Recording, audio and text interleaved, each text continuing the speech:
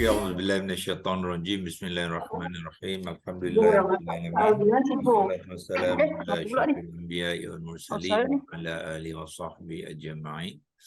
Allahumma iftah alaina hikmataka wa anshur alaina min khazaini rahmatika ya arhamar rahimin. Ya Fattah ya Alim iftah qulubana futuhal arifin wa rzuqna faman nabiyyin wa ilhamal malaikatil muqarrabin.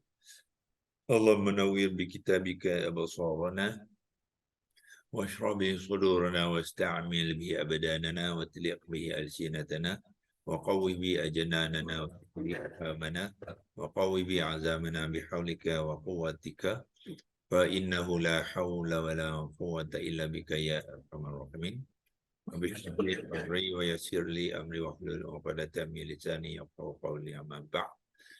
Pertamanya kita mengucapkan syukuran sekali lagi kepada Allah SWT yang telah banyak memberi segala nikmat ya dan kemudahan di dalam kehidupan kita. Yang pertama sekali ialah Allah lah yang memberi kehidupan kepada kita ya. Jadi kalau tak ada Allah memberi kehidupan tu, kita sebenarnya tak wujud di dunia ni. Dan Allah mewujudkan kita di dunia ni ada misi dia ya, ada mission orang kata, orang putih kata. Ya, dalam surah Al-Baqarah ayat ke-30 tu ya Allah mengatakan wa iz qulna lil malaikati wa qulna lil malaikati isjudu wa iz qulna lil malaikati inni ja'ilun fil ardi khalifah. Itu ayat dia. Jadi Allah berfirman kepada malaikat ya. Jadi Allah mengatakan kepada malaikat, sesungguhnya aku nak jadikan di bumi ini khalifah. Jadi maknanya Allah bercadang untuk menjadikan manusia. Manusia ni maknanya saya, tuan-tuan, puan-puan, setiap orangnya manusia. Jadi tujuan Allah menghantar ataupun menjadikan manusia di bumi ini adalah menjadikan khalifah. Khalifah tu apa dia? Khalifah tu ialah wakil ya. Wakil Allah. Bumi ni Allah punya. Jadi Allah nak mentadbir dia melalui makhluk dia yang dipanggilkan manusia. Jadi bayangkan Allah yang Maha Agung ya nak melantik kita sebagai khalifah. Jadi pertama sekali mesti ada ilmu dia. Ilmu, dan ada Al-Quran. Allah dah cerita dalam Al-Quran ilmu yang Allah bagi ialah Al-Quran tu sendiri. Jadi maknanya nak jadi khalifah ni, manual kita, panduan kita ialah Al-Quran. Ya, dan Al-Quran itu telah diterjemahkan oleh Nabi kita Muhammad SAW dalam bentuk perlakuan dia sebagai manusia. So maknanya Al-Quran dengan sunnah Nabi ini memang kita kena mahir. Sebab kita nak mengharungi hidup kita ni sebagai khalifah, bukannya untuk cari makan saja ya. Cari makan bersukaria, bersenang-senang, pergi sana pergi sini ya. Kita lupa kepada tugasan kita yang sebenarnya, iaitu kita adalah dilantik oleh Allah sebagai khalifah ya, untuk memastikan perundangan Allah, cara-cara kehidupan yang Allah ajar kepada kita berlaku di bumi Allah. Jadi itu sebablah kita kena ada ilmu dia. Dan ilmu tu tidak lain tidak bukan adalah daripada Al-Quran itu sendiri ya. Sebab Allah tak hantar ilmu lain ya. Ilmu tu kalau ada pun ilmu-ilmu lain tu adalah yang betul itu adanya mesti cawangan dia daripada Al-Quran. Kalau ada ilmu-ilmu yang lain tu dia tidak semestinya selari dengan Al-Quran.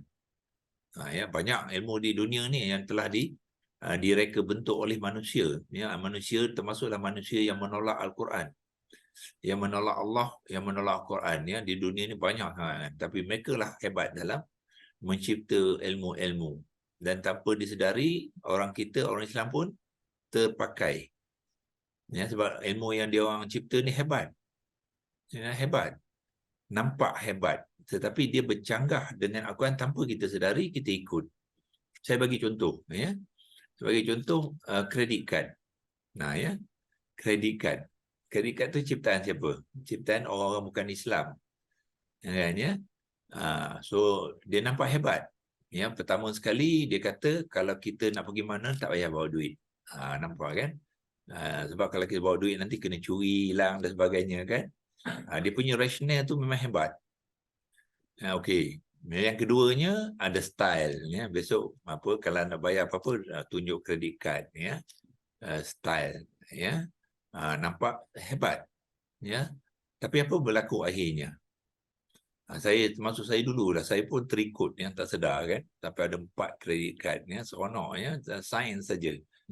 So akhirnya dia menjerat kita sekarang ni tuan-tuan, berapa ramai graduate ya yang baru kerja ya dan di-declare bankrupt disebabkan oleh kredit card. Nampak satu sistem yang hebat tu ya. So, tapi sebenarnya dia dia bercanggah dengan fitrah ya kehidupan manusia sehingga dia sebenarnya membawa ke kerosakan di dunia. Ya, dalam Quran tu banyak Allah pesan kepada kita ya, terutama dulu Allah pesan ataupun beri amaran kepada Bani Israel yang banyak membuat kerosakan di bumi ni, wala tufsidu fil ardh, Allah kata ya. Tetapi sebab ramai di antara orang Islam sekarang dia Quran dia mengaji saja dia panggil.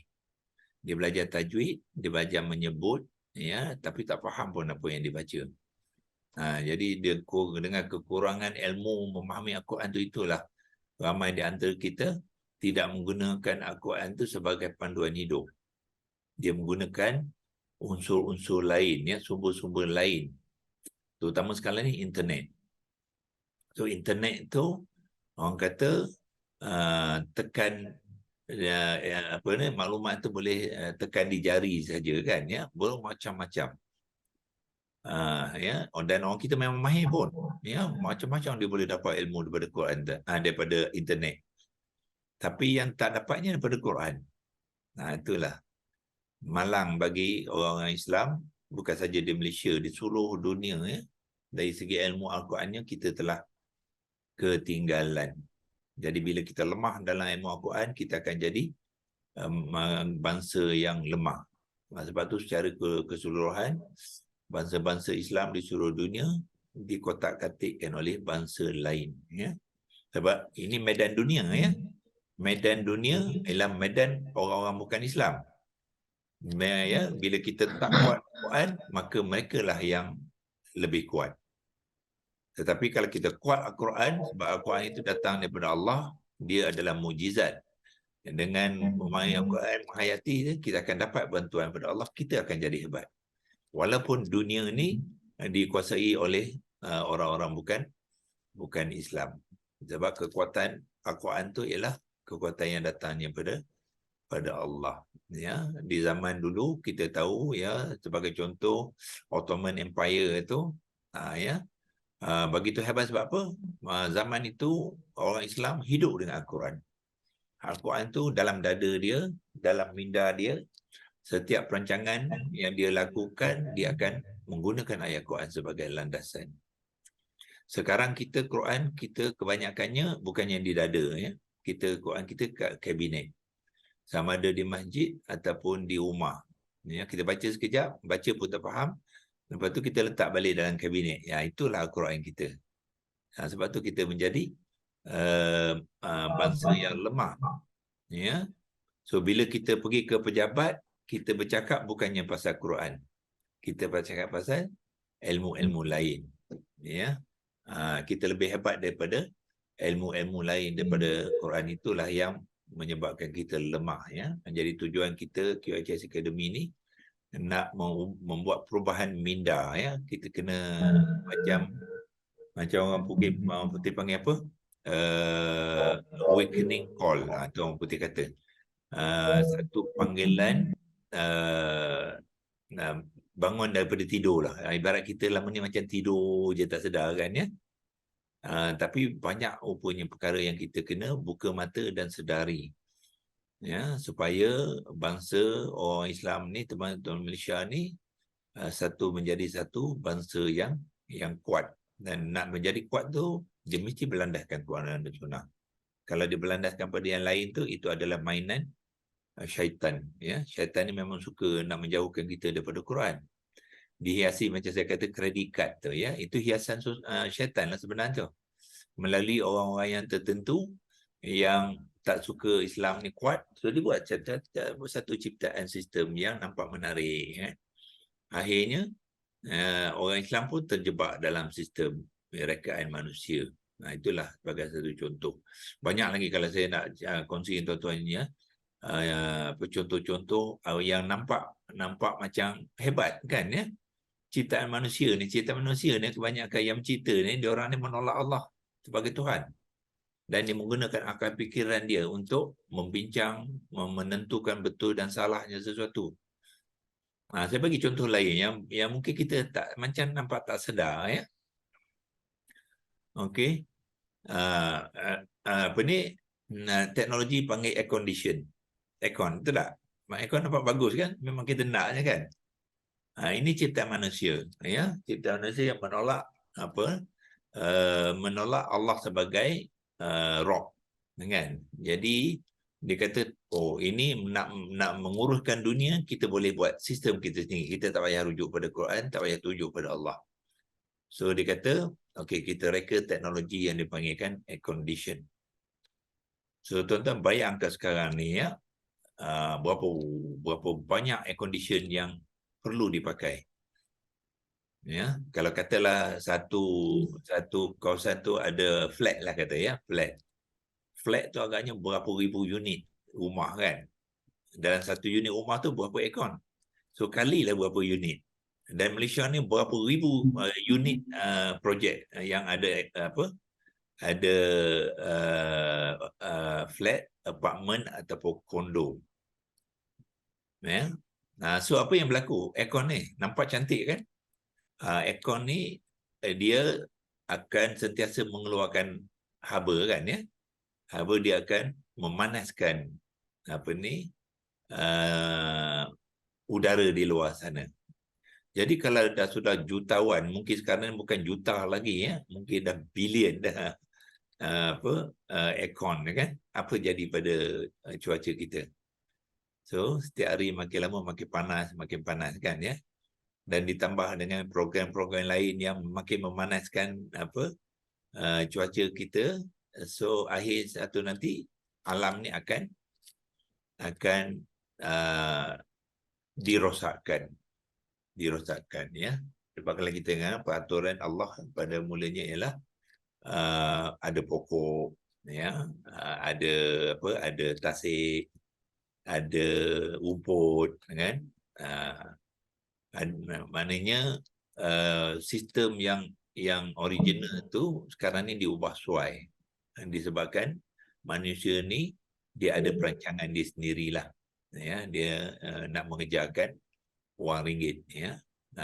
Pembangunan dia di bawah nama dia kata pembangunan ekonomi. Tetapi bila kita lepaskan pengurusan tu kepada manusia yang tidak ada ilmu Al-Quran, dia akan mengikut hawa nafsu. So hawa nafsu ni dia tidak ada batasan. Ya, batasan sebab dia akan justify perbuatan dia kerana objektif dia untuk mencari keuntungan dunia. Jadi kalau rosak persekitaran, dia kata tak ngapa sebab kita dapat untung. Untung ni akan boleh buat pembangunan lain dan sebagainya.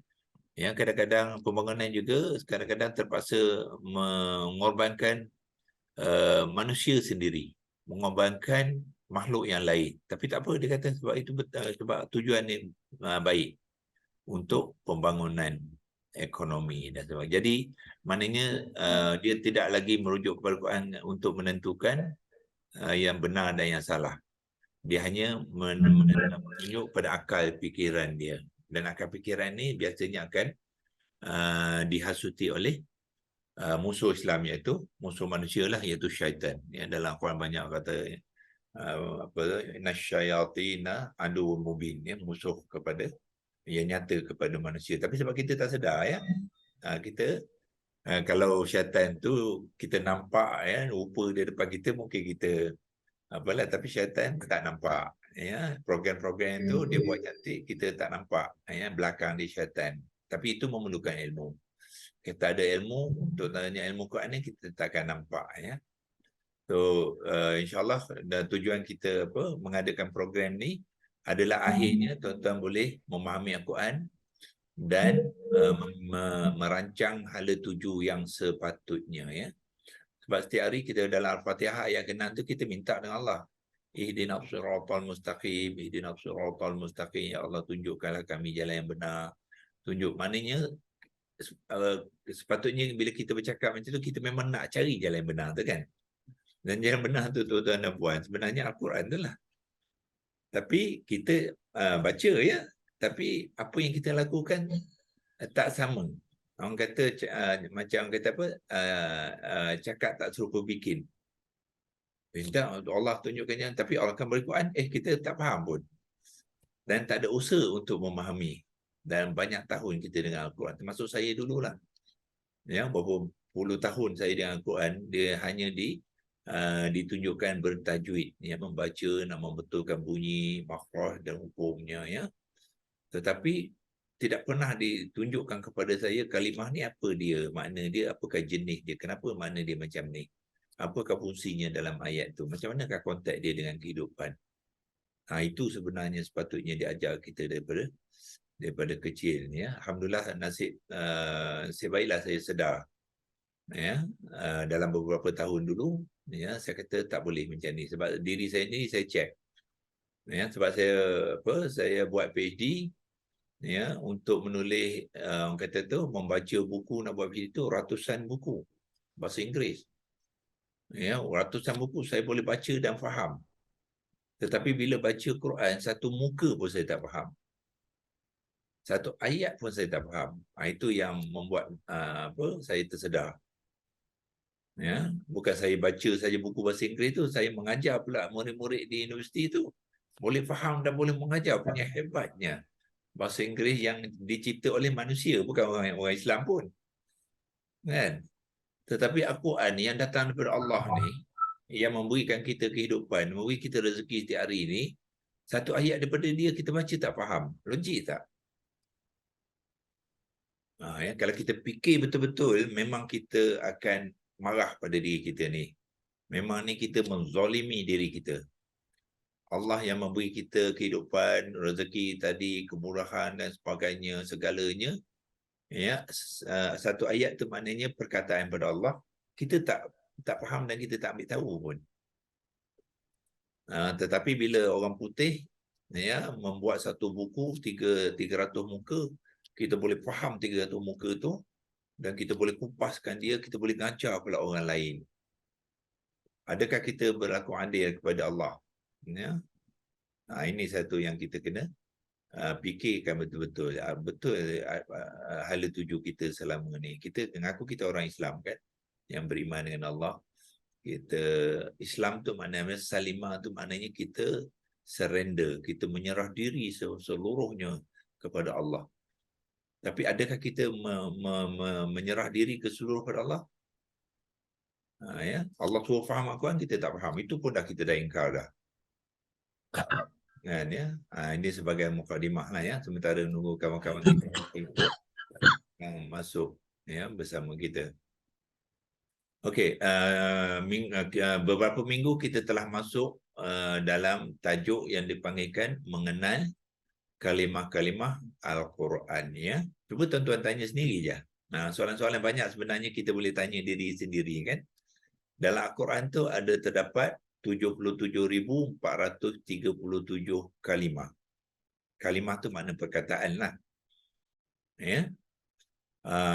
Cuba tuan-tuan tanya diri sendiri, ya, daripada 77,437, berapakah kalimah Al-Quran yang kita mahir?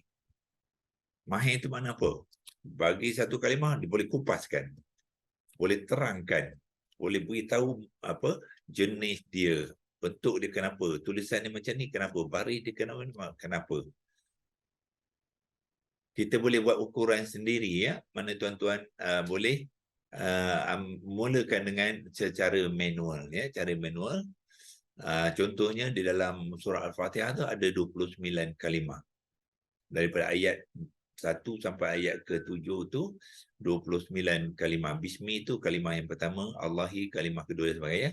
So daripada 29 ni, berapakah kalimah yang tuan-tuan boleh ceritakan dengan orang, terangkan sebagai permulaan, ya.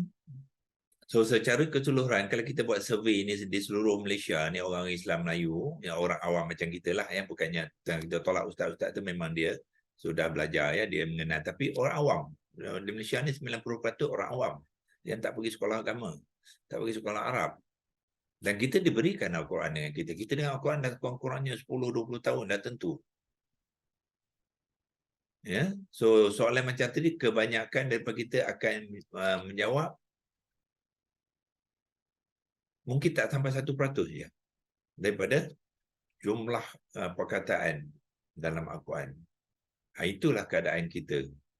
Bayangkan kita orang Islam ni, dengan Quran dah banyak kali baca, dah bertahun-tahun kita membaca, tapi suruh menerangkan satu kalimah, ya, hampir 95% daripada orang awam Islam di Malaysia ni tak berani nak. Dan tak tahu macam mana nak menceritakan tentang kalimah Al-Quran. Sedihnya. Ya, sedihnya. Kalau saya dalam keadaan yang itu, saya rasa memang ni saya ni dalam golongan orang-orang yang rugi. Yang dalam Quran kata, these are the people yang rugi, ulaika humul khasirun. Ya, orang yang rugi.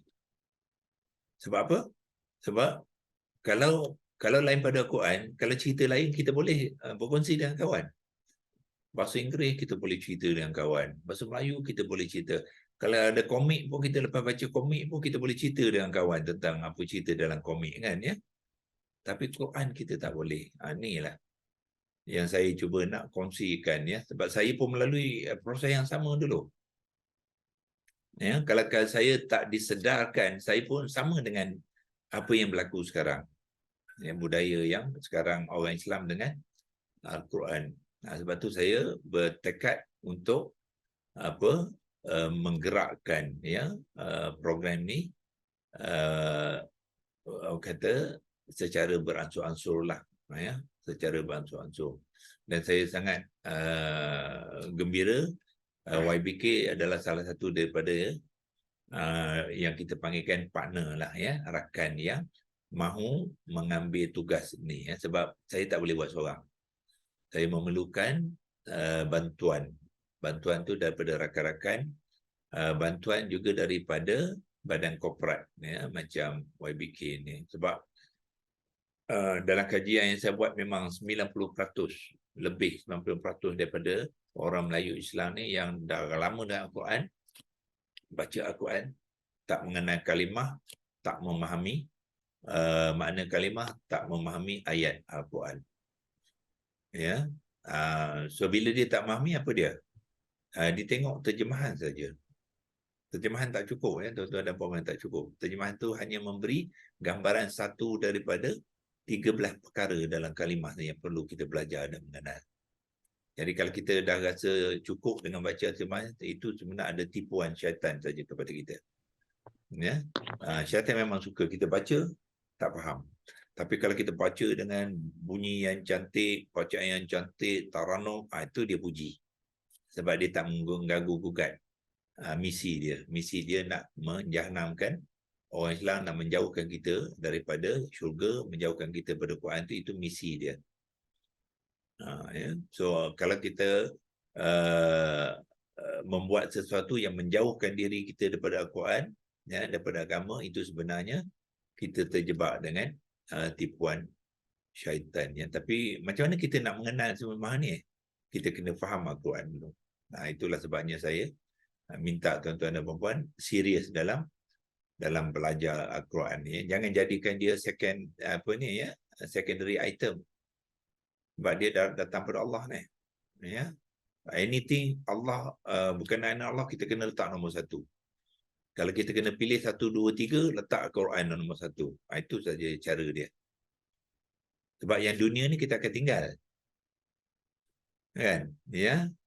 Yang akhirat, apa saja untuk Allah dan akhirat itu kita akan bawa nanti ke akhirat. Jadi kita letakkan dia priority. Dan Quran definitely nombor 1, ya, dalam agenda akhirat. Dan dialah akan membantu kita apabila kita meninggalkan dunia yang fana ni nanti. Ya, dialah akan menemani kita di alam barzakh nanti. Ya, rumah kita, duit kita, kereta sporting kita, kalau ada kereta sport car semua tu, ya, ada tengah tu sport car tak cukup, beli rim lagi, rim sport lagi, kan, spoiler lagi tambah macam-macam, kan, untuk dunia ni dibuat, kan, ya. Tapi bila suruh menerangkan ayat ke-4, ayat ke-5 Al-Fatihah, tak tahu jam. Orang tadi yang hebat, ya kan, dengan kereta sport dia tu, kan, ya, dengan exhaust dia pun tukar bunyi, bukan main kuatnya, kan, ya, suruh terangkan apa ayat ke-5, iyyaka na'budu wa iyyaka nasta'in, jam, dia tak tahu mana nak mula. Itulah keadaan, ya. Dan itu berlaku, ya, serius berlaku, memang berlaku di antara kita, anak-anak kita, ya, dan generasi akan datang. Kalau kita tak perbetulkan dari sekarang, ya, kita boleh bayangkan apa akan berlaku pada, ya, generasi akan. Salah dia, salah apa? Salah kita, ya, sebab kita ni parent. Kita, we are the guilty party, putih kata. Sebab apa? Anak tu anak kita, dan kita tak didik dia dengan Al-Quran. So bila dia tak didik Al-Quran, dia tidak akan mendidik anak dia dengan Al-Quran. Salah kita, ya. Ramai di antara parents sekarang sebagai contoh, ya, dia hantar anak dia pergi tahfiz, tapi dia tak tahfiz. Itu patutnya dia tu kena tahfizkan dulu, kan, ya. Dan dia mengajak anak dia jadi tahfiz, sepatutnya macam tu. So banyak sikap orang kita dengan Al-Quran ni perlu diperbaiki, ya, tanpa kita memberi nasihat macam ni, memberi peringatannya. Kita ni terbuai dengan kehidupan, ya, yang nampak indah lah, ya, nampak indah kehidupan ni. Ramai orang ni kalau boleh tak nak mati, ya. Macam cerita Bani Israel dulu, kan. Bani Israel dalam Al-Quran banyak tahu lah tegur, kan. Kalau you kata you orang hebat, apa, cuba minta mati, kata, ya. Allah kata tak nak, dia orang tak nak, ya. Begitu juga kita, tanpa kita sedari, ya, kita pun kalau tanya siapa yang nak mati, tak ada, kan, semua takut mati.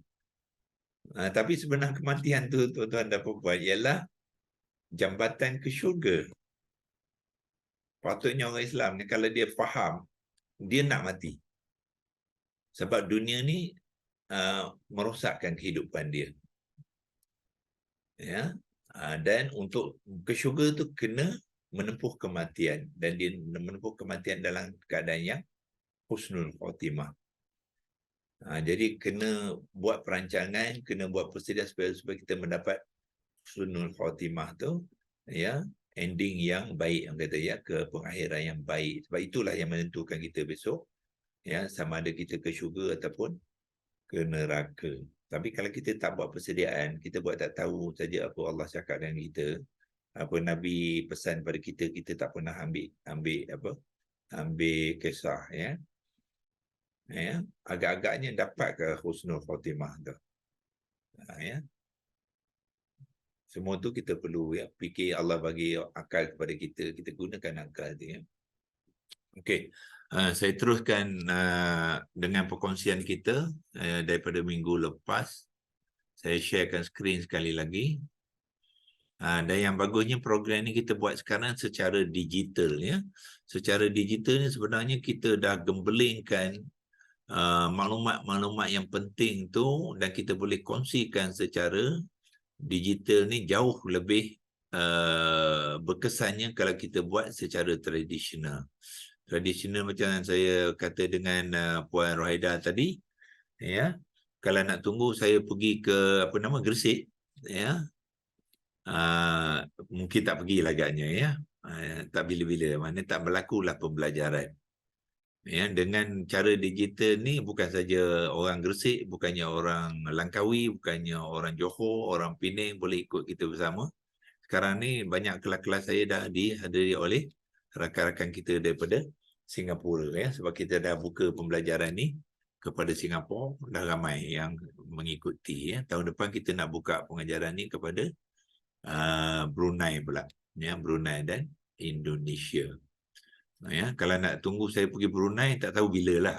Ya, saya ingat Brunei kali terakhir mungkin dalam dah 12 tahun rasanya. Ya. Jadi sekarang Allah bagikan satu ilmu dipanggilkan ilmu digital. Ya, kita guna pakainya. Kalau kata besok ada anak-anak kita belajar kat Amerika lah contohnya, kita kat Malaysia ni ya.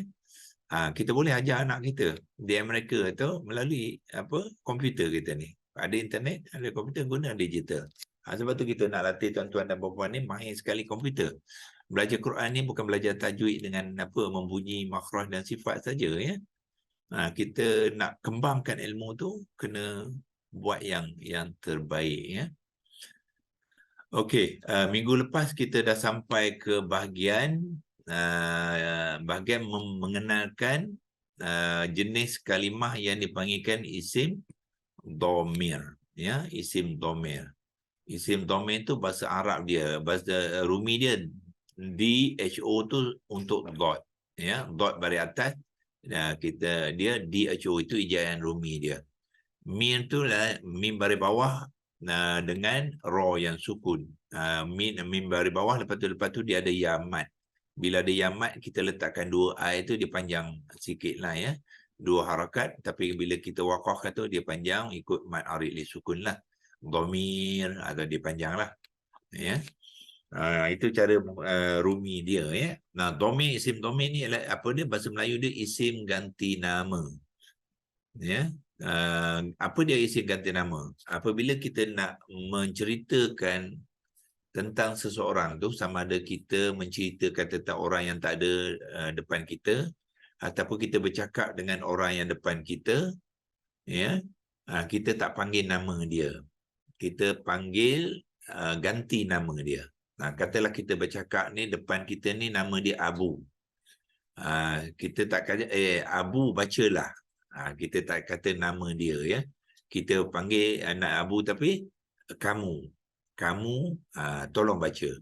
Jadi kamu tu adalah isim dhamir. Itulah dalam konteks ni ya. Jadi isim dhamir ni untuk mengenal isim dhamir ni, mula-mula kita kena kenal siapakah kumpulan-kumpulan orang ni. Kita bagikan kepada 3 ya. Yang pertamanya adalah orang yang bercakap tu sendiri. Orang yang bercakap tu sendiri kita panggil dia orang pertama. Bahasa Melayu dia ya. Orang pertama boleh jadi saya ataupun kami. Ya, saya tu ialah seorang. Ya, sama ada lelaki perempuan kita tetap panggil saya, dan bahasa Arabnya domainnya, isim domainnya ialah ana. Sedang bercakap macam saya sedang bercakap lah ya. Saya sedang bercakap ya. Ana mutakallim ya. Tu ana. Ya, kalau perempuan pun tengah bercakap, dia pun panggil diri dia ana juga. Seorang. Ya, kemudian lebih pada seorang tu dia boleh jadi 2 orang ataupun lebih pada 2. Ya.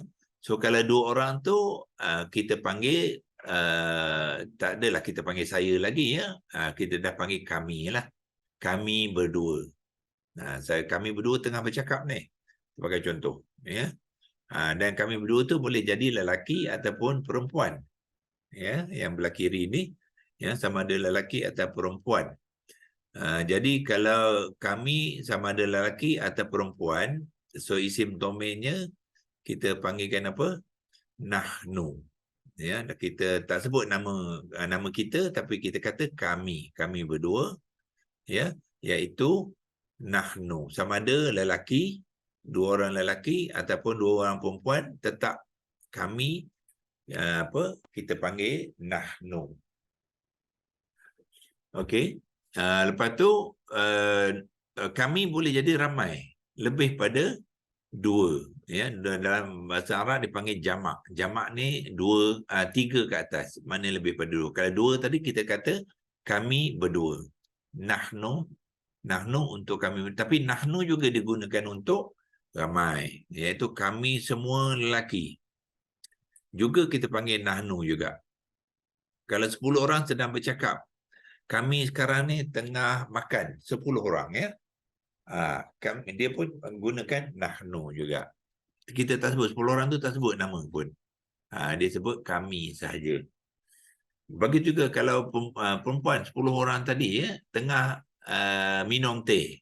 Ya, kami tengah minum tu, dia akan juga gunakan nahnu sebagai kata ganti namanya. Ya. Okey.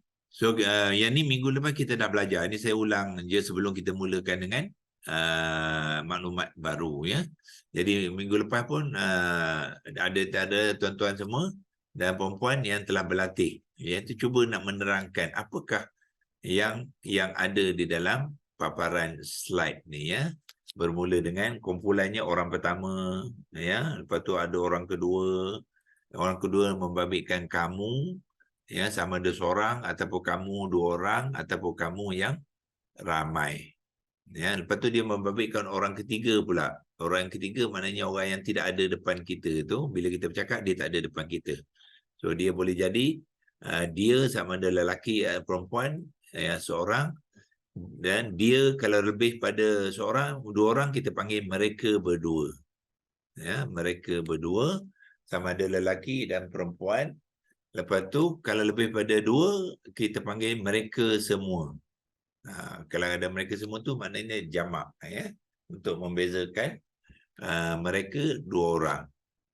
So domain dia apa? Kalau dia lelaki kita panggil domain dia huwa. Kalau dia tu perempuan seorang kita panggil domain dia hiya, kata ganti nama. Domain ialah kata ganti nama.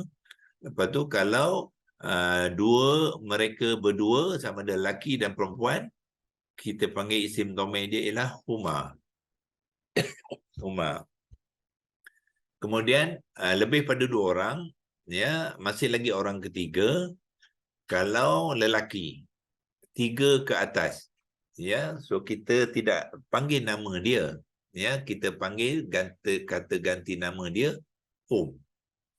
Hum bermaknanya mereka semua lelaki. Boleh jadi 3 orang paling minima, boleh jadi 10, boleh jadi 100, boleh jadi 1000, 3 ke atas dah kita panggil dia hum. Ya, bayangkan ada satu kampung tu ya, ada berapa? Ada 300, ada 300,000 ya orang lelaki. Jadi kalau kita nak menceritakan 300 orang lelaki itu demam juga kalau nak senaraikan nama seorang-seorang kan. So kita kata hum sajalah. Mereka semua lelaki. Okey, begitu juga perempuan. Kalau semua tu perempuan pula yang ramai, kita panggil kata ganti nama dia hunna. Baris depan, nun bertasydid dan baris atas. Ya, so kalau semua lelaki kita panggil hum, mereka. Kalau semua perempuan kita panggil hunna. Tetapi dalam banyak keadaan bila satu kumpulan tu dia bukannya semua lelaki ataupun semua perempuan. Dia kebanyakan dalam keadaan bercampur. Ya, bercampur. Di masjid pun sekarang ni yang Korea pergi masjid bukan lelaki saja. Ya, dan bukan perempuan saja, dia bercampur. Ya, kelas-kelas di universiti. Sekarang ni mana ada lelaki saja ataupun perempuan saja. Ya, melainkan sekolah berasrama penuh yang lelaki atau perempuan ya. Tetapi kalau sekolah biasa tu dia campur lelaki dan perempuan ya. So kalau lelaki perempuan tu kata ganti nama bagi kumpulan tu juga kita gunakan home. Ya, home. Kita tak gunakan hunna. Hunna khusus kalau semua perempuan saja. Kalau semua lelaki kita gunakan hum. Kalau semua perempuan lelaki dan perempuan bercampur kita juga gunakan hum ya. Hum tu adalah isim domain untuk kumpulan orang muzakkar iaitu lelaki, jamak tu maknanya 3 ke atas. Ya. So panduan ada sebelah kiri ini dan minggu lepas kita telah pun berlatih. Lepas kita dengar tu kita berlatih cuba menerangkannya ya. Sebab akhirnya besok kita ukuran kefahaman kita bukan setakat kita kata dengar dan faham, tidak ya, dengar dan boleh menyampaikannya, boleh bercerita tentangnya, boleh berkongsikan ya maklumat dan ilmu yang kita telah pelajari itu kepada orang ramai. Itulah baru kita katakan kita betul-betul faham. Ya, kalau kita tak buat itu tuan-tuan dan puan-puan, saya berani mengatakan sebenarnya tuan-tuan belum faham lagi. Bila tak faham maknanya tak boleh nak apply, tak boleh nak guna pakai ilmu tu. Sebab tu ukuran pertama saya kata kalau faham, tuan-tuan cuba terangkan. Ya, kadang-kadang saya suruh dalam bentuk soalan, jawab soalan. Kadang-kadang saya bentuk dalam assignment, ya, iaitu tugasan. Cuba terangkan apa yang dah belajar tu, ya. Walaupun slow tak apa, ya. Memang program yang saya buat ni kita akan pergi slow. Tapi slow and steady. Kita tak nak banyak, tapi akhirnya tak faham semua. Ya, banyak dan dengar, banyak dan buat mengumpul kan, tapi nak cerita satu pun tak tahu. Itu maknanya bukan lagi belajar. Ya, belajar mesti akhirnya menjadikan apa yang kita belajar ilmu tu, maklumat tu sebagai ilmu. Ilmu maknanya kita dah boleh guna pakai. Kita boleh kongsikan dengan orang lain. Itulah pendekatannya yang kita nak bawa kepada masyarakat kita melalui YBK ni lah. Ya, so diharapkan tuan-tuan dapat memahami, ya, metodologi ni, bahasa Inggeris panggil metodologi, ya, tata cara, ya, pembelajaran yang kita cuba nak kongsikan, ya. Okey, sekarang ni saya bawa ke slide yang seterusnya, iaitu setelah kita mengenal isim, domain, kata ganti nama tadi, sekarang ni kita nak mengenal konteks dia, ya, konteks dia. Pertama sekali konteks ialah kata ganti nama juga digunakan apabila dia memainkan peranan sebagai pelaku, ya, pelaku kepada satu perbuatan, ya. So di sini domain dia yang sama dengan tadi, ya. Kalau mula dengan orang pertama tu ialah ana dengan nahnu, ya. Orang kedua anta, anti, antuma, antum, antuna, itu domain dia, isim domain dia, ya. Lepas tu untuk orang ketiga huwa, hiya, huma, hum dan hunna. Okey. Tetapi apabila orang ni, ya, sama ada orang pertama ataupun orang kedua, orang ketiga itu menjadi pelaku kepada perbuatan, ya. So dia tidak lagi mengambil bentuk isim domain yang kita pelajari tadi.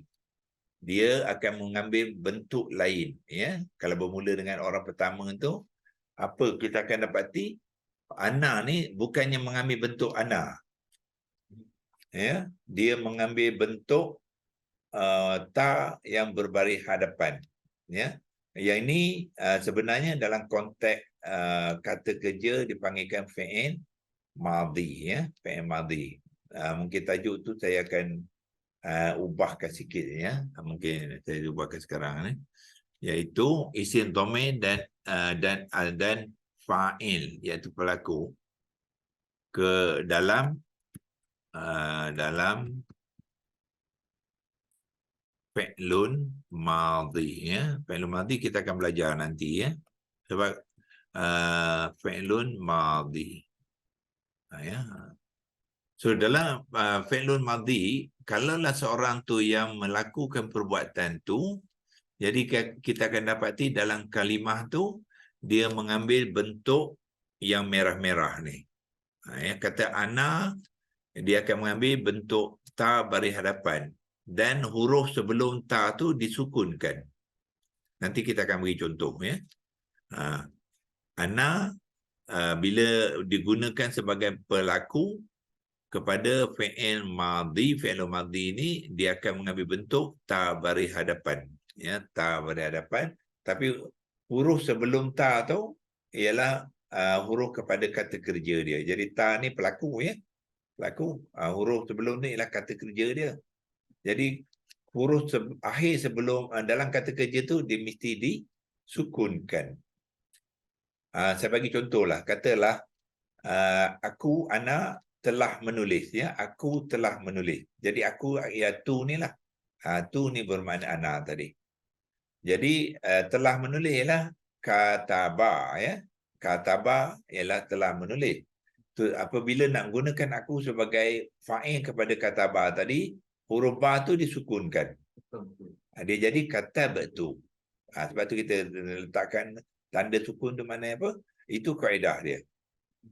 Ya, dia kalau kataba jadi kata betul. Kalau aku telah mencipta dalam Quran khalaqa.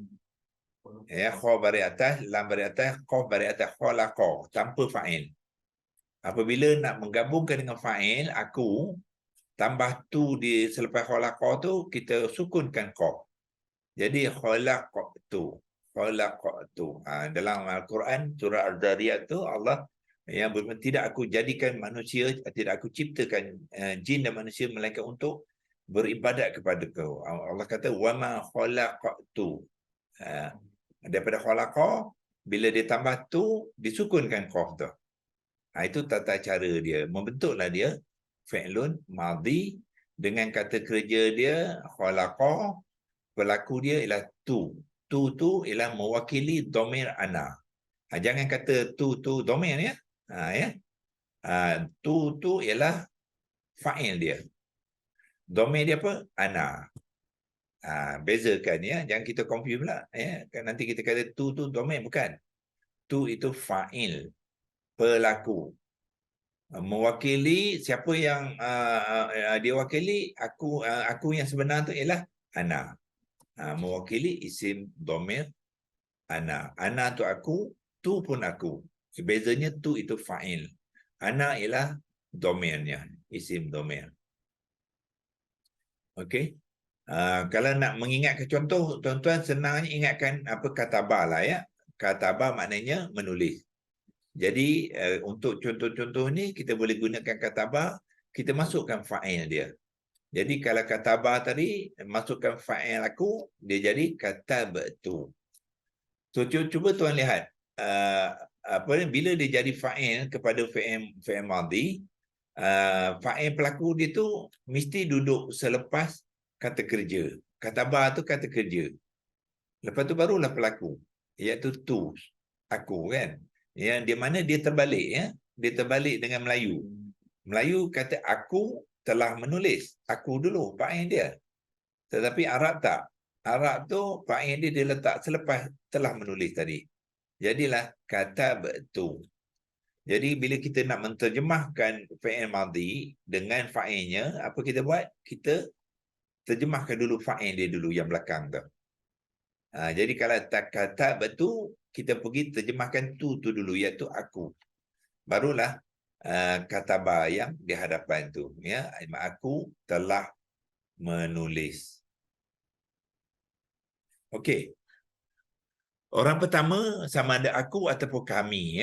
So kami apa dhamir dia? Nahnu. Nahnu. Itu dhamir dia. Tetapi kalau nak digunakan nahnu ni, di dalam kalimah fi'il madhi sebagai pelaku, dia tak gunakan nahnu. Ya. Contohnya kalau kataba, bukannya kataba nahnu, tak ada.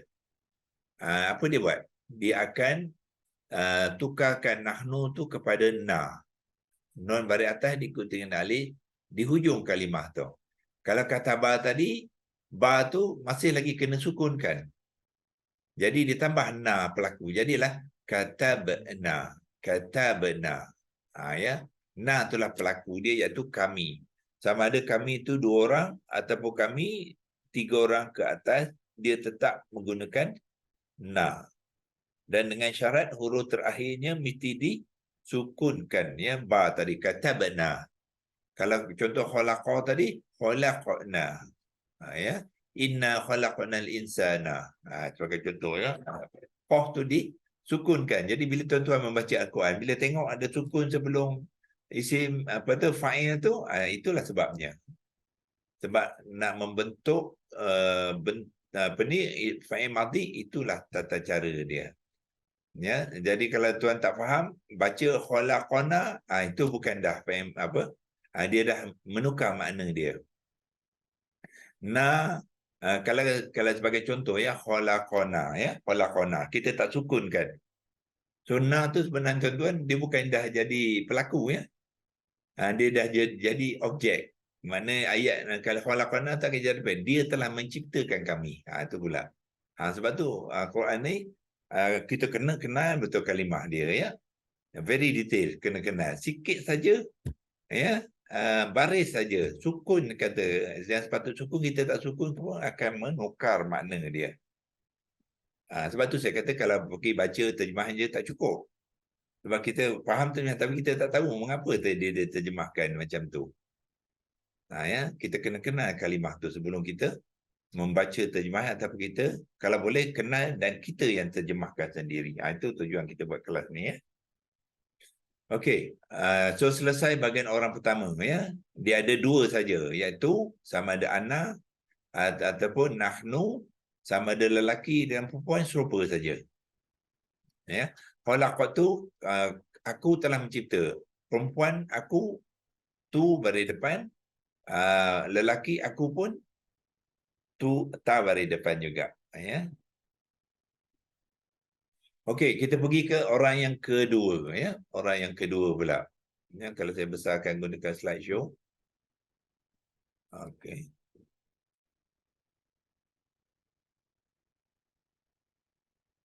Okey.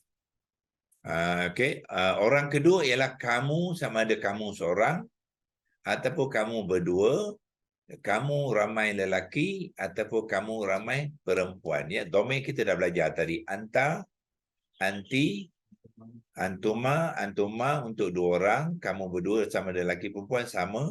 Kalau kamu yang ramai itu lelaki, antum, ya. Lepas tu kalau kamu semua perempuan, antum. Ini domain dia, ya. Kata ganti nama dia. Tetapi kalau orang kedua tadi nak digunakan sebagai pelaku kepada satu perbuatan, contohnya anta, ya, kamu telah makan, sebagai contoh, ya. Kamu telah makan maknanya kamu tu pelaku pada memakan tadi lah, yang membuat kerja makan tadi. Ya, so anta dia tidak ditulis sebagai anta. Apa dia buat? Dia ambil ta saja. Jadi ta di hujung, tapi huruf sebelum yang terakhir kepada kata kerja tu juga disukunkan. Sebagai contoh, balik kepada katabah, kan? Katabah sekarang untuk orang kedua, iaitu anta ialah kamu seorang lelaki. Jadi kamu seorang lelaki telah menulis. Ya, jadi kamu seorang lelaki, anta tu akan mengambil bentuk ta saja. Jadilah kata beta. Kata beta. Maknanya kamu seorang lelaki telah menulis. Nah, dia bukannya kata beanta tak ada. Ya, kata beanta bukan. Dia kata beta. Okey, itu kamu seorang perempuan, seorang lelaki telah menulis. Kalau kamu tu ialah orang perempuan, domain kepada orang perempuan, orang kedua tadi, kamu ialah anti. Hamzah kotak, non sukun, ta baris bawah, ya. Anti. Apabila dia digunakan dalam fi'il madhi sebagai pelaku kepada perbuatan tu, kamu seorang perempuan tadi tidak lagi menggunakan anti. Apa dia buat? Ambil ti saja. Senang je dia punya pattern, ya. Anta ambil ta, anti ambil ti saja. Tapi huruf sebelum dia mesti disukunkan. Kata beta, kata beti. Okey. Lepas tu kalau kamu tu dua orang pula. Ya, so dua orang apa? Domain dia antuma. Ya, sama ada lelaki ataupun perempuan. Jadi bila dia berperanan sebagai fa'il, pelaku kepada perbuatan fi'il madhi itu, ya, dia tidak mengambil antuma. Dia ambil apa? Tuma saja. Mana an ni digugurkan. Ya, macam tadilah anta gugurkan ta saja. Anti gugurkan an tu dia ambil ti saja. Bagi sini antuma dia ambil tuma saja. Tetapi huruf belakang dia tu sebelum tuma tu mesti juga disukunkan. Ya. So tuan-tuan tengok orang pertama dan orang kedua, ya. Semua huruf sebelum tu kena sukun. Sebelum fa'il tadi, ya. Okey, kita terus antum pula. Yang ni, antum maknanya kamu semua tu semua lelaki, 10 orang, ya, telah menulis. So dia tidak menggunakan antum, dia gunakan apa? Ambil tum saja. So So an tu digugurkan, diambil tum saja ya. Ini domain dia, isim domain, tapi ini pelaku dia. Okey. Kemudian kamu semua boleh jadi ramai perempuan pula. Domain dia antunna. Jadi kalau 10 orang perempuan tadi dia kata apa? Kita tuju kepada perempuan 10. Kamu semua perempuan 10 orang telah menulis. Jadi kita gunakan tunna. Daripada antunna ambil tunna saja, di ujung saja. Ya. Huruf terakhir kepada kata komponen kata kerja tu mesti disukunkan. Kalau katabah jadi katabatunna. Ya. Katabatunna. Yang ni katabatum. Yang ni katabata. Katabati. Katabatuma. Katabatuma juga ya, ni sama ada lelaki dan perempuan dia sama. Kalau kamu semuanya ramai jadi katabatum. Kata betul. Lepas tu, kalau kamu semua perempuan, kata betunna. Non tu bertasydid baris atas.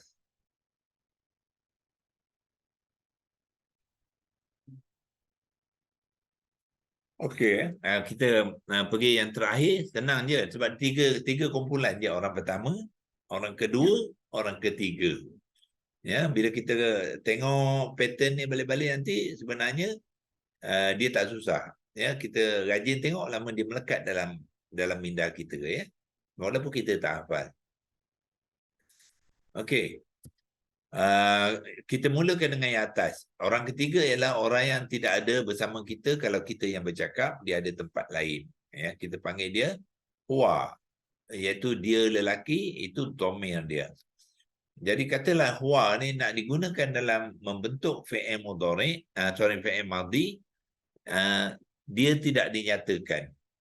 Dia tak macam yang ta, ti, tuma semua ni tadi, semua ada kita boleh lihat dia dinyatakan dalam kalimah tu, di hujung kalimah. Tetapi kalau seorang lelaki dia tidak dinyatakan. Sebagai contoh kataba tadi ya. Kataba, kalau kita tengok kalimah tu kataba tanpa fa'il di belakangnya menunjukkan fa'il itu adalah fa'il yang disembunyikan. Dia tidak nyatakan, itu hanya berlaku kepada huwa saja. Domain huwa, iaitu dia seorang lelaki. Jadi kalau kataba tadi tak ada fa'il, maknanya fa'il ada tetapi tersembunyi, iaitu huwa. Jadi bila kita menterjemahkannya, dia seorang lelaki telah menulis. Ya, kataba tanpa apa-apa tambahan selepas tu. Ya. Tetapi kalau seorang tu orang perempuan, bukannya orang lelaki, dia ada tanda dah. Ya, so tandanya dialah di hujung tadi selepas huruf yang terakhir ya kepada kata kalimah kata kerja tu ta yang sukun. Dan lihat ya untuk huwa ni dia tidak ada huruf terakhir tu tidak disukunkan. Ya, tak ada dia menyatakan kena sukun tidak. Maknanya kalau katabah nak menjadikan dia fi'il madhi wazan satu juga katabah. Sebab tidak berlaku perubahan ya daripada domain tadi ya. Domain huwa dia tidak dinyatakan, kemudian kata kerjanya tidak disukunkan huruf terakhir dia. Hia juga tidak disukunkan, ditambah saja ta apa tu yang sukun. Jadilah katabat. Jadi katabat ya. Di sini kalau aku tadi apa? Katabatu. Katabatu ini katabat. Di sini kataba saja. Okey, lepas tu ada kumpulan orang ketiga ya, tapi dua orang. Ya, dua orang. Domain dia sama, huma. Dua orang lelaki, kata nama ganti nama dia huma, kata nama perempuan musanna dua orang juga huma.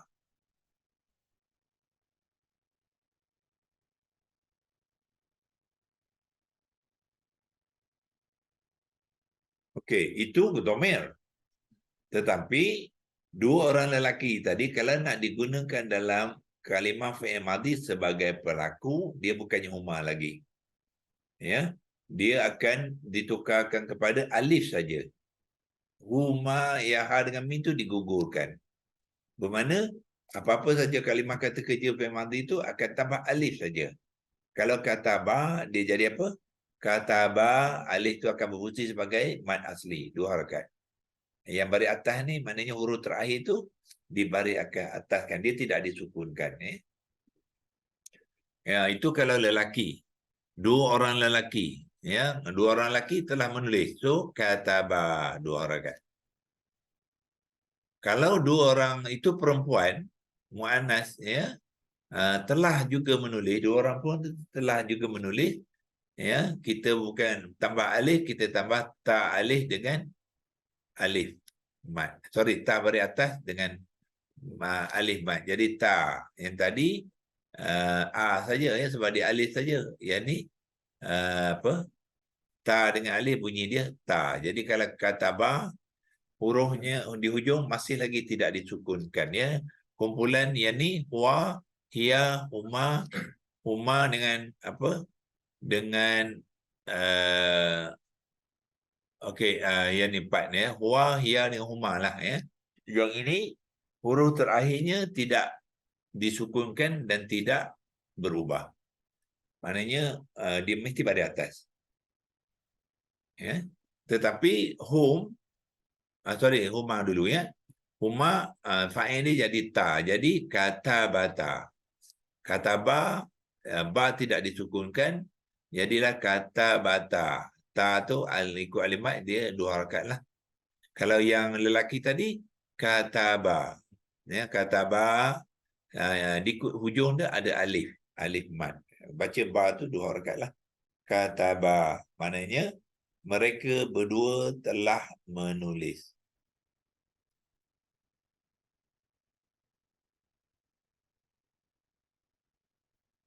Okey. Sekarang ni orang ketiga, masih lagi orang ketiga, hum dengan hunna.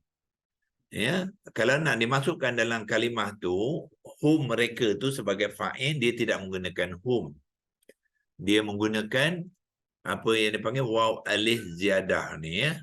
Waw ni lepas tu diikut alif yang berkepala kecil, bulat kecil tu, itu dipanggilkan waw. Dia adalah pelaku kepada perbuatan tu.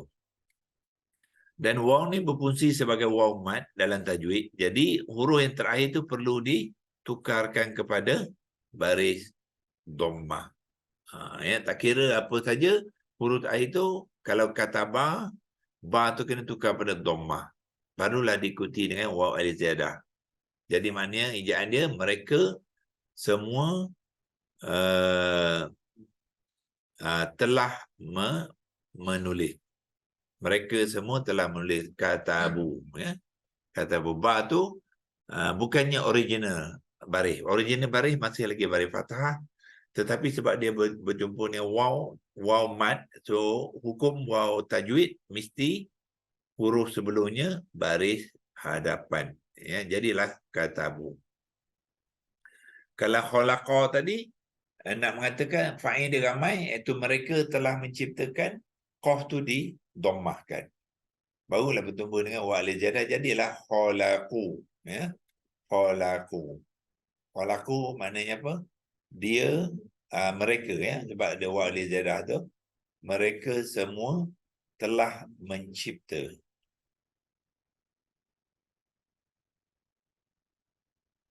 Okey. Dan akhir sekali ialah kalau semua perempuan pula. Semua perempuan yang ramai yang menjadi pelaku kepada perbuatan. Apa contohnya? Kalau ramai 10 orang, apa, dah masak bubuk Ashura. Bubuk Ashura bila? Dah habis? Dah habis, ya? Maknanya dah lepas dulu kan, ya? Jadi 10 perempuan muslimat dekat masjid ni, dia telah masak apa, bubuk Ashura, ataupun makanlah senang, ya, makan. Makan, kalau bahasa Arab dia apa? Akala, ya. Akala tu makan. Jadi kalau ramai orang perempuan tu telah makan 10 orang, domain dia hunna, dalam fi'il madhi tadi dia tak gunakan hunna. Digunakan apa? Nun baris atas saja. Ya, kalau tuan-tuan pun jumpa dalam Al-Quran, satu kalimat madhi ujung dia na saja, maknanya apa? Ramai orang perempuan lah tu. Menunjukkan kepada perempuan ya. Dalam surah Yusuf tu ya, kan, kalau kita kongsikan ayat apa yang mana perempuan yang ramai tu tiba-tiba terpotong jari dia kan, dia tengok Nabi Yusuf cantik sangat ya, sampai terpotong jari ya. So tengok ayat-ayat tu dia ujung dia na beri atas lah ya, qata'na contohnya, kalau mana dia mereka tu terpotong jari dia ya, dengan syarat huruf terakhir kena sukun. Ya, so bermakna tuan-tuan kalau tengok kat sini, ya, ada beberapa fa'il yang mana dia kena sukun. Ya, ini bahagian orang ketiga ni satu saja. Ya, yang lain tu tak ada sukun. Ada yang kena ubah ke baris hadapan untuk muzakkar jamak, ya. Ada yang tidak berubah tapi ditambahkan ta, kata bata, yang ni ditambahkan alif saja, kata ba. Yang ni katabat, yang sukun tu bukannya kata huruf yang terakhir pada fa'il ya, pada kata kerja. Ini ialah tambahan. Jadi ba tu tetap baris atas, katabat. Yang ni tidak dinyata, dia kataba. Dia ya, yang ni huwa ni fa'il dia tidak dinyatakan. Dash tu mana dia tidak dinyatakan dalam kalimah tu. Ya, dia tersembunyi. Sebab dia tidak dinyatakan, tapi jangan kata tak ada fa'il, tak boleh. Sebab kata perbuatan mesti ada fa'il dia. Cuma fa'il itu terlindung saja. Dan hanya satu dalam kumpulan ketiga yang hurufnya kena sukun ke huruf terakhirnya, iaitu untuk hunna. Kata benar, qalaqna. Ya, apa lagi? Ja'alna. Ya, qata'na tadi ya. Okey. Dan semua huruf orang kedua, fa'il dia mesti disukunkan. Huruf sebelumnya, huruf terakhir sebelum fa'il tu kena sukunkan. Ya. Ya, dan untuk orang pertama pun kena sukun. Jadi maknanya kena sukun ada apa? Sini 2, 3, 4. Ini kira 1 lah ya, sebab dia yang sama. 5, 6, 7 dan 8. Itu 8 kumpulan fa'il yang hurufnya kena disukunkan bila bertemu dengan fa'il tadi.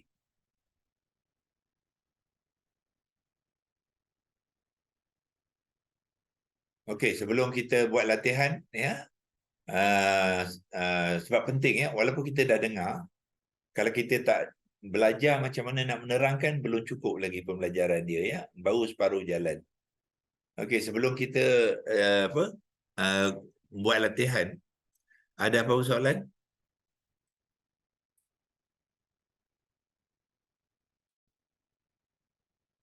Hari ini senarai kita ada 1, 2, 3, 4, 5 ya. Saudara Adi Belata, Puan Halimatun, Ida tadi, Rohaida, lepas tu Ustaz kita dan Zoom user tak tahu siapa.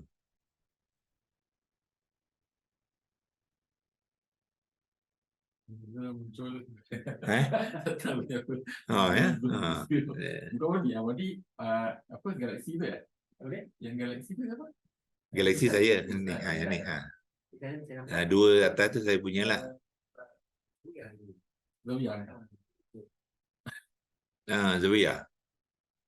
Okey ya, tuan-tuan sebenarnya boleh tukar nama situ ya.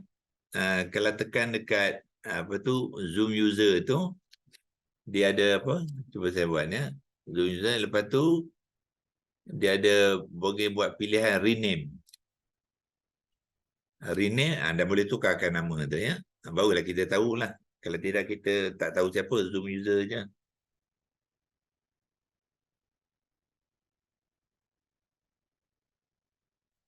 Okey, kalau saya nak tukarkan pun boleh untuk apa ya? Siapa nama? Zawiyah ya.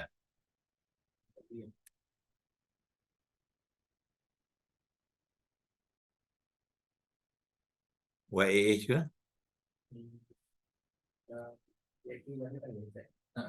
Z-A-W-I, lepas tu ada Y atau A. Y-E-H. Y lah ya. Zawiyah. Okey, Zawiyah binti Ghazali. Ghazali. Ghazali. G-H-A-Z-A-L-I lah. Okey.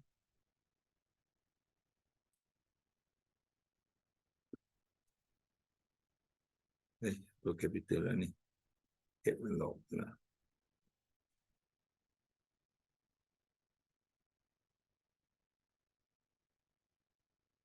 Mana dia catalog sini?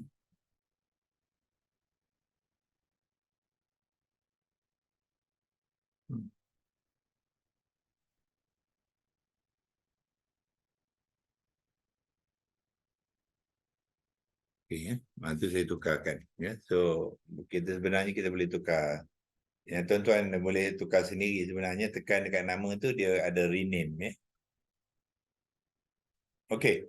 So kalau tak ada, kita tengok masa kita pukul apa sekarang? 11.23 ya. Tak apa, kita cuba buat, kalau tak semua pun sekurang-kurang kita ada beberapa orang yang buat latihan ya. Sebab latihan tu penting ya. Bagi saya kalau kita belajar, kita dengar saja, belum lagi belajar. Ya. Okey, saya perlu ke stop sharing tak payah ya. Saya akan paparkan slide ini on the screen tu. Jadi tuan-tuan terangkan saja ya apa yang setakat mana yang faham ya, seolah-olah macam kita dah berkongsikan dengan kawan-kawan lain yang first time nak dengar cerita kita ya. Ibaratkan menerangkan belajar melatih ni macam kita bercerita je sebenarnya. Jangan tension sangat ya, jangan apa, kita relax saja ya. Apa yang kita cuba sampaikan supaya kawan-kawan kita yang mendengar tu dia rasa macam selesa ya, tak ada tense sangat lah orang kata ya. Okey, kita hari ni kita mula pada atas saudara Audi kita. Ya. Bismillahirrahmanirrahim. Assalamualaikum warahmatullahi wabarakatuh. Dr. Kamal dan rakan. Baik, saya akan cuba terangkan apa yang kita telah belajar hari ini. Hari ini kita belajar berkenaan dengan isim domir dan isim fa'il, iaitu pelaku dalam fi'lul madhi. Jadi kita dah belajar isim domir. Dia ada 3 kategori, iaitu orang pertama, iaitu yang kita yang bercakap. Orang kedua, orang yang kita bercakap dengannya. Dan orang ketiga adalah orang yang kita tiada di situ. Jadi dalam konteks ini kita akan masukkan fa'il ya, atau pelaku, kata kerja lah. Jadi saya akan gunakan contoh yang pertama tadi, iaitu kata kerja katabah. Okey, sebelum tu cuba terangkan apa dia masukkan kata kerja fi'il madhi dah. Fi'il madhi. Madhi atas tu fi'il madhi ialah kata kerja yang dah berlaku. Dah selesai berlaku. Sebab kata kerja ada yang sedang berlaku, ada yang akan berlaku kan. Dan kata kerja termasuk kalau kata arahan pun kata kerja juga. So ini khusus kepada kata kerja yang sudah berlaku, selesai berlaku. Itu dia panggilkan fi'il madhi dah. Okey, fi'il madhi ni ialah kata kerja untuk perbuatan yang telah berlaku. Berlaku. Saya ambil contoh yang Dr. Kamal berikan, iaitu katabah. Katabah. Dia bermaksud menulis. Jadi untuk kita wujud, kita pada isim domir utama, iaitu ana, iaitu saya. Jadi kalau kita nak sebut saya telah menulis, jadi daripada asalnya katabah tu, kita akan tukarkannya kepada, kita akan sukunkan huruf terakhir katabah tu sendiri akan disukunkan dan tambah dengan atau baris depan. Jadi dia akan disebut sebagai kata betul. Okay. Jadi saya telah menulis, jadi dia akan dibunyikan sebagai kata betul. Okay. Kemudian kita ada yang kedua, iaitu orang pertama yang kedua, iaitu kami, iaitu nahnu, isim domirnya. Sama ada kami berdua atau kami yang lebih daripada 3 di atas. Isim domirnya nahnu. Jadi daripada kata asal kataba ni, dia akan jadi kata benar. Kata benar. Kata benar. So nahnu betulkan pada na ya. Ha, Dan disukunkan huruf yang terakhir sebelum na tu. okey. Jadilah kata benar. Jadi ba tu sukun kan. Jadi dia akan ditambah dengan nun baris atas dan huruf alif. Jadi dia akan diberi sebagai kata benar. So bila ada alif di ujung tu makna 2 harakat ya. Sebab semua alif dalam Quran memain peranan sebagai mad asli. Okey. Jadi kita baca dia kata benar 2 harakat. Jadi kita baca dia sebagai wakat lah. Kata benar. Sebab apa? Kita kena bezakan kalau nun tak ada alif. Ya. Mhm. Tu kerana dia 1 harakat kita kena baca pendek. Bila nun dengan alif kena baca panjang sikit lah. Dia 2 harakat. Okey. Sekarang ni kita balik pada orang kedua, iaitu orang yang kita bercakap dengannya. Untuk yang isim domir apa tu, seorang lelaki, kita cakap dengan lelaki, anta, kamu lelaki. Dan daripada kata asal tadi kataba tu, kita akan betul sukunkan huruf terakhir ba dan tambah huruf ta baris atas. Jadi kata beta untuk anta. Maksudnya kamu lelaki, kita cakap dengan lelaki. Kalau kita bercakap dengan perempuan, kamu telah nulis anti tu yang disebutnya. Jadi dia huruf ta tu asalnya tadi untuk anta tu baris atas ta. Jadi ikut juga anti baris taruh baris bawah. Jadi kata beti untuk kamu perempuan telah nulis. Kemudian untuk Kamu perempuan seorang lah ya. seorang atau perempuan seorang telah nulis. Jadi untuk kalau kata kamu lagi berdua telah menulis atau antuma dia punya isim domir. Jadi apa yang kita buat ialah kita tambahkan apa tu kata ba tu kita sukunkan huruf terakhir ba dan tambah tuma apa tu Fa'il dia. fa'il dia. Jadi kata bertuma untuk kamu lelaki, dua orang telah menulis. Sama juga dengan kamu dua orang perempuan telah menulis. Dia pun sama juga dia punya tulisan dia, iaitu kata rumah. Kata qalqalah kembar ya. Bila ba qalqalah kena qalqalah. Kata bertuma. Okay. Itu untuk dua orang lelaki dan dua perempuan. Kamulah yang telah menulis. Jadi untuk kamu yang lebih 3 dari atas lelaki ataupun dalam isim domirnya antu. Jadi daripada asal dia kataba tu kita sukunkan juga huruf terakhir ba tu dan tambah tum di akhirnya. Jadi bunyinya ialah kata kamu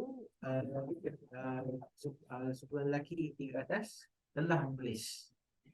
Untuk perempuan pula 3 orang ke atas, kamu perempuan yang ramai telah tulis, kita akan tambah sukunkan baris huruf terakhir ba tu, kata ba tu, dan tambah akhirnya tuna. Jadi kata bertuna. Kamu perempuan, kamu semua telah menulis. Itu untuk orang kedua. Untuk orang ketiga iaitu isim domir yang berlaku tiada, yang gaib. Kita pergi dulu pertama pada yang pertama mereka kamu Dia seorang lelaki. dia Seorang lelaki. lelaki ataupun tak tahu dia punya isim domirnya huwa, dia punya apa tu Fa'il fa'il dia dia tidak dituliskan ya, tidak dinyatakan dalam kalimat. Tidak nyatakan. Jadi dia akan mengambil kata asal yang samalah, kata ba. Berbeza pula dengan dia perempuan, seorang perempuan yang telah menulis, kita akan apa tu tambah huruf ta yang disukunkan. Jadi dibunyikan katabat. Untuk dia seorang perempuan yang telah menulis. Kita balik pada 2 orang, iaitu huma, 2 orang lelaki, dia 2 orang lelaki yang telah menulis. Apa kita buat ialah daripada kata asal ni kata ba, kita tambahkan ba tu baris atas dan ditambah huruf alif. Jadi akan dibunyikan sebagai kata ba iaitu dia dua orang lelaki telah menulis. Hmm. Itu. Jadi kalau dua orang perempuan, dia dua orang perempuan telah menulis, kita akan tambahkan ta baris atas dan huruf alif. Jadi dibunyikan kata bata, dia dua orang perempuan. Okey, biasanya kalau dua tu kita tak sebut dia ya, kita tulis mereka berdua. Mereka. Okey. Mereka berdua perempuan Okey. telah menulis. Yang tadi mereka berdua lelaki telah menulis. Okey. So kalau kita guna dia tu untuk seorang saja. Okey. Jadi apa? Jadi dia itu seorang, jadi sekarang dua, Mereka berdua. mereka berdua perempuan telah menulis kata bata. Okey. Kalau mereka yang lebih daripada 3 ayat ke atas untuk lelaki, iaitu jamak, yang di mana isim domainnya ialah hum, apa yang kita buat ialah kita akan huruf tahir tu kita akan bariskan di baris hadapan, tambah huruf waw dan alif ziyadah, Ustaz. Alif ziyadah. Okey. Jadi dia akan diberikan sebagai katabu. Ya. Untuk mereka lelaki yang telah menulis. Untuk mereka jamak perempuan yang telah menulis, iaitu isim domainnya hunna, kita akan sukunkan huruf tahir dan tambah nun pada atas. Jadi dibunyikan kata benar. Untuk mereka sekumpulan mereka perempuan telah menulis. Okey, dan satu lagi, kalau campur lelaki dan perempuan ramai? Kalau lelaki dan perempuan ramai, kita akan ambil jamak yang lelaki. Ya, jadi dia punya fa'il ialah waw alif ziyadah. Waw ziyadah. Katabu. Dan huruf sebelumnya kena tukar kepada dhammah ya. Dhammah. Jadi kalau kataba dia jadi katabu. Katabu. Okey, alhamdulillah saya rasa terang ya.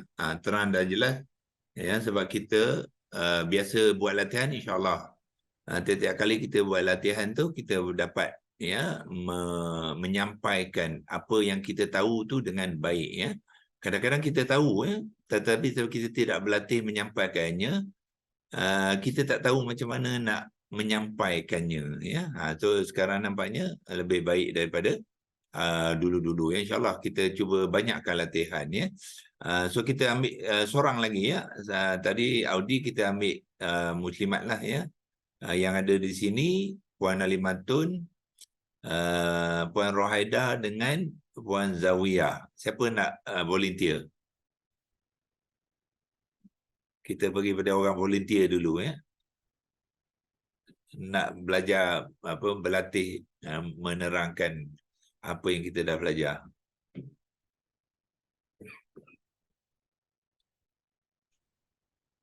Okeylah Ustaz, kalau tak ada siapa, saya menawarkan dirilah Ustaz. Okey, bagus ya. Okey, silakan. Kalau salah tunjuk ajar ya Ustaz. Bismillahirrahmanirrahim. Betul. Itu memang tugas kita lah ya. Okay, Assalamualaikum warahmatullahi wabarakatuh. Baik, hari ini kita belajar tentang isim domair dan isim fa'il, iaitu pelaku dalam fi'lun madi. Fa'il madi iaitu kata kerja yang telah pun berlakulah, past tense. Kemudian contoh dia, kita menggunakan kalimah katabah. Daripada kalimah katabah ni kita akan gunakan bagaimana kita menggunakan bagi orang pertama, orang kedua dan orang ketiga.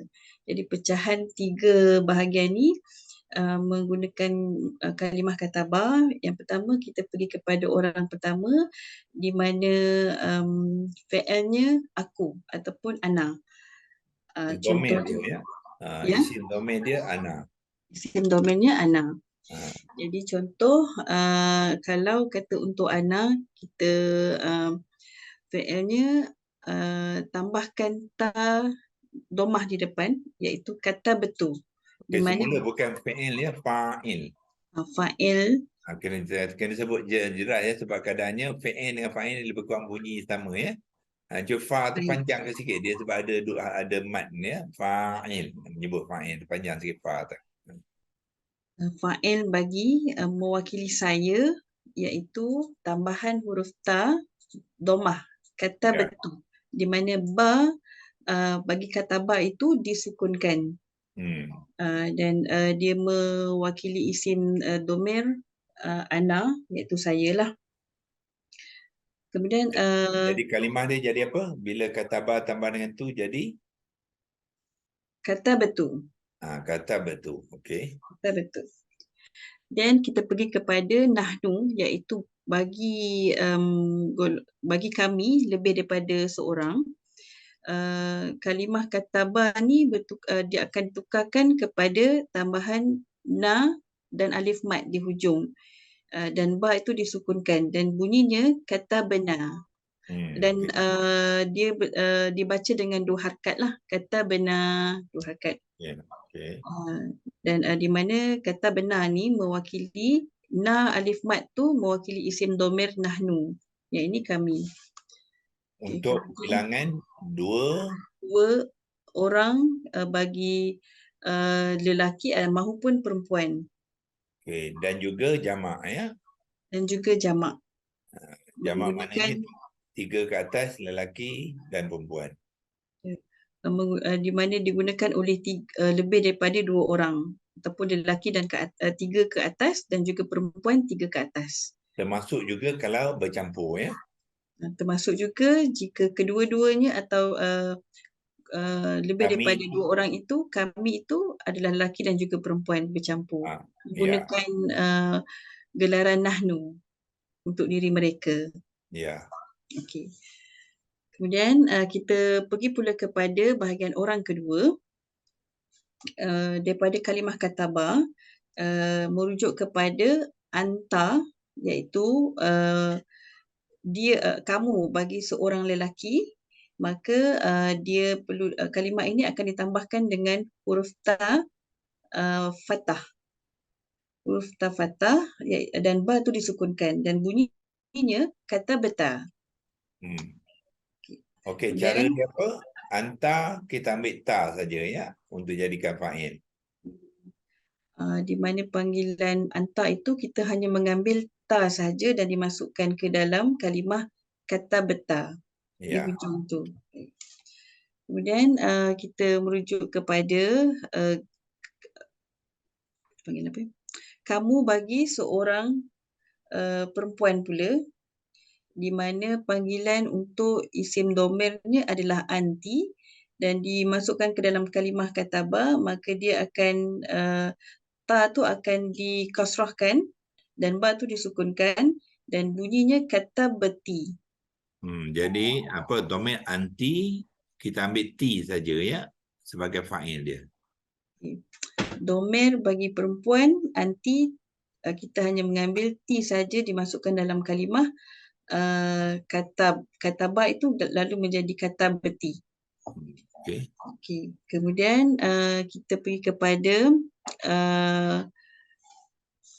kamu lebih dari kamu 2 orang, iaitu untuk lelaki antuma digunakan dalam kalimah katabah di mana kita memasukkan tuma. Kita mengambil tuma, kita hanya mengambil tuma saja dimasukkan dalam kalimah katabah dan dia menjadikan sebutannya ialah kata tuma dan ba itu disukunkan. Terus Okey. Dan untuk itu untuk perempuan, untuk lelaki 2 orang, bagi dia bagi mereka, bagi kamu untuk perempuan, untuk panggilan kepada kamu bagi 2 orang perempuan pula sama penggunaannya antuma juga dan sebutan kalimah yang telah digunakan untuk orang kedua bagi katabah adalah kata betuma. Okey.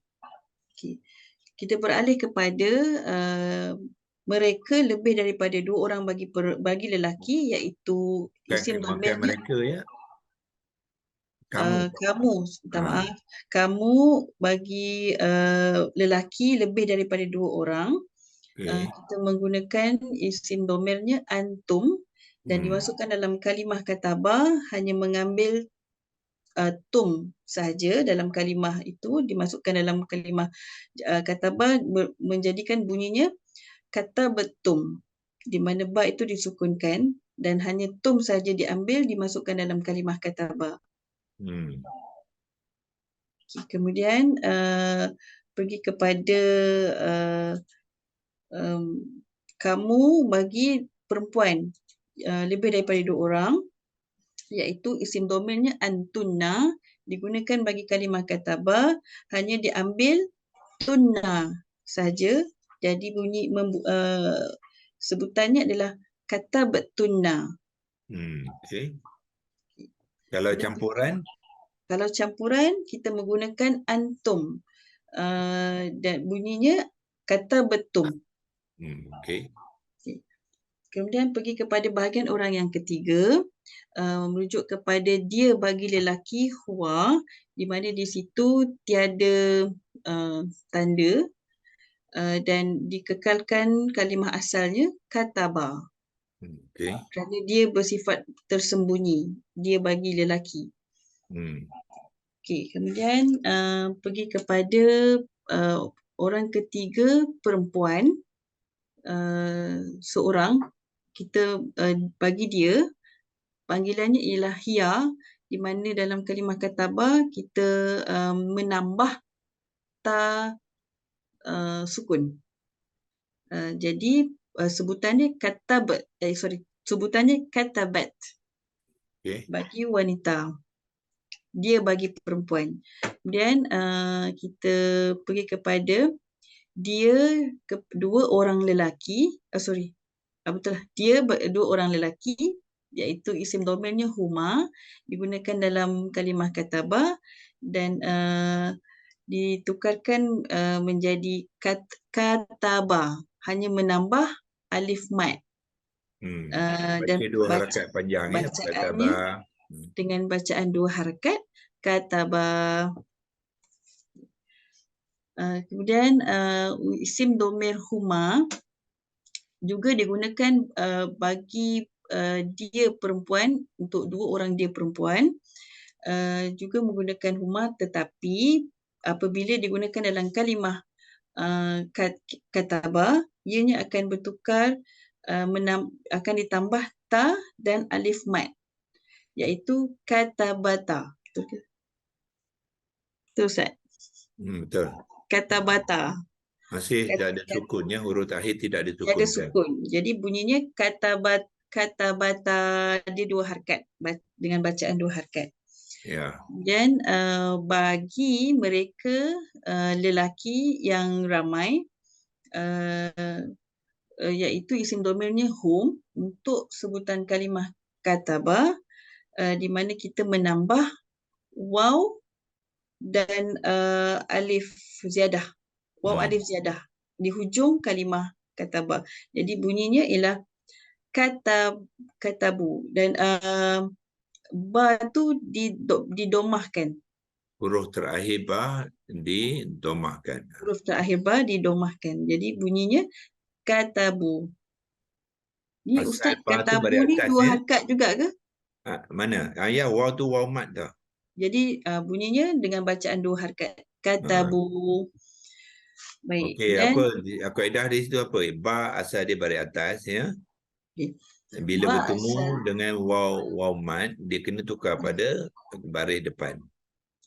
Asalnya kata ba tu adalah baris atas, bila bertemu dengan waw alif mat atau waw alif ziyadah, jadi ba itu didomahkan. Jadi dia bunyi katabu. Okey, bila menyebut mat tu sebut waw saja ya, waw mat. Alif tu bukan ya. Okay. Alif tu dia tak berfungsi pada alif mat, yang mat ni lah waw tu saja. Bila bertemu dengan waw mat ya. Baik. Dan yang terakhir, gelaran bagi orang yang ketiga perempuan, iaitu hunna, bagi mereka perempuan yang ramai, iaitu mereka perempuan telah menulis, kalimah katabahnya menjadi kata benar, di mana ba itu disukunkan dan nun itu ditambah baris atas. Jadi itu untuk panggilan bagi mereka perempuan yang ramai. Mereka perempuan yang ramai telah menulis. Bagi perempuan dan lelaki bercampur yang ramai, panggilannya menggunakan hum, dan kalimah katabah ditulis dengan katabu juga. Okay, katabu ya. Ya, sama dengan hum ni tadi. Sama juga isim domir bagi lelaki ramai. Dia boleh digunakan kepada dua-dua, jantina, lelaki dan perempuan. Okay. So apakah beza fa'il bagi hunna dengan fa'il bagi nahnu? Fa'il bagi hunna dengan fa'il bagi nahnu, di mana nahnu ada tambahan alif mad di ujung,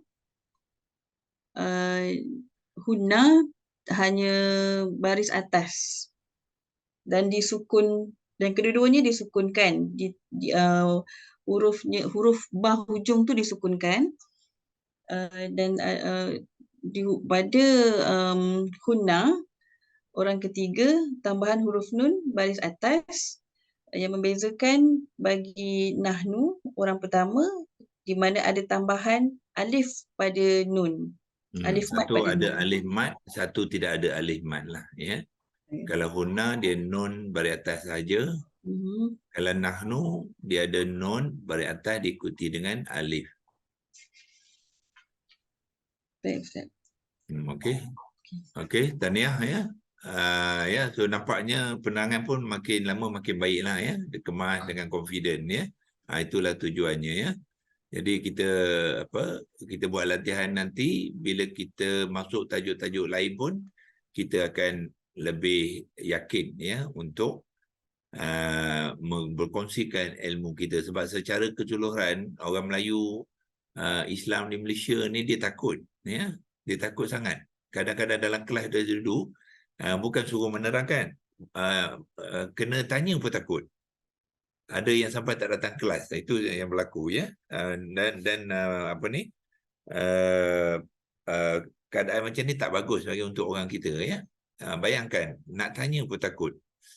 Belum lagi nak boleh menyampaikan ilmu, berkongsi kan. Sebab tu saya memang saya adakan program tu supaya kita mendekat diri kita dengan berlatih. Ya, berlatih, berkongsi, bercerita. Lama-lama kita sebatilah, kita selesa dengan ya menyampaikan ya ilmu-ilmu Al-Quran ni. Okey. Ya, so tahniah kepada Puan Halimatun. Ingat untuk hari ini cukup 2 saja. So yang lain tu boleh praktis sendiri ya. Boleh praktis macam mana Cik Adi buat tadi dengan Puan Halimatun tu. Duduk depan komputer ni, boleh cerita ni, boleh rekodkan penerangan sendiri tu, lepas tu tengok balik ya. Kalau kurang licin tu, lepas tu buat kali kedua. Semua tu kita boleh perbaiki ya, dengan syarat kita usaha ya. Usaha, dia nakkan sikit usahalah. Jangan kita belajar seminggu sekali saja ya. Lepas pada ni cuba ulang kaji, fahamkan betul ya. Dan berlatih ya, menerangkannya. Kalau kita ada peluang minggu depan, kita mungkin boleh minta Puan Rohaida tadi dengan Puan Zawiyah ya, juga berlatih menerangkan ya, yang kita belajar hari ini. Dalam seminggu ni praktislah banyak-banyak sendiri kan, depan komputer praktis sendiri ya.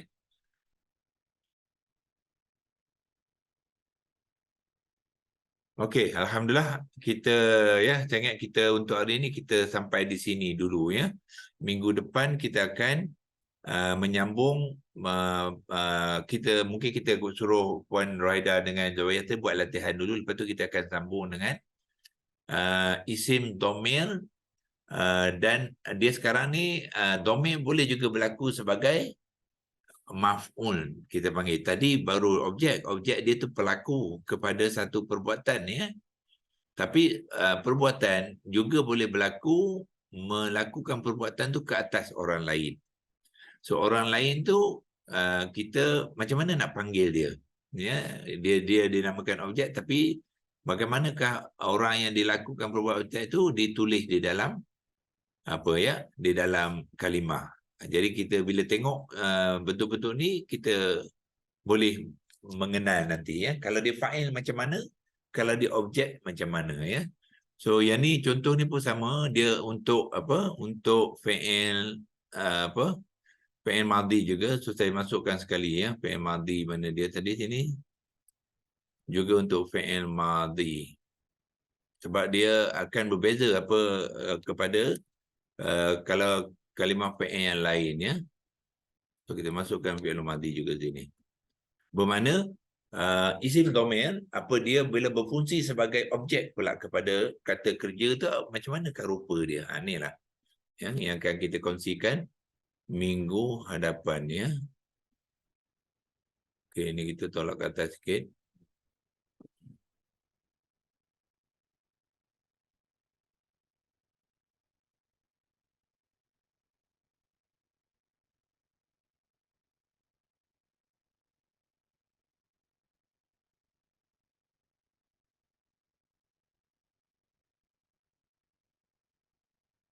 Okey, kita boleh stop sharing sekarang.